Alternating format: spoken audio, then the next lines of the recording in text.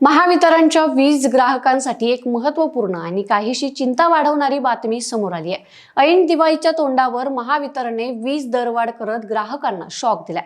इंधन समायोजन शुल्क लादल्याने ग्राहकांना दरवाढीचा फटका बसणार आहे। परिणामी ऑक्टोबरच्या बिलात प्रति युनिट 35 ते 95 पैशांपर्यंत वाढ करण्यात आली आहे।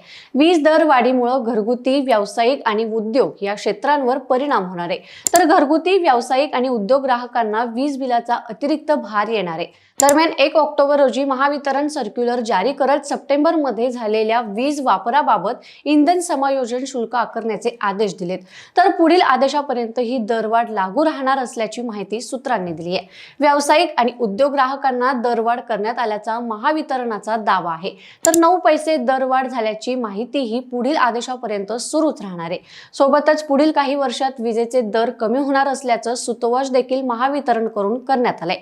मात्र या दरवाढचा फटका सर्व प्रकारच्या ग्राहकांना बसणार आहे।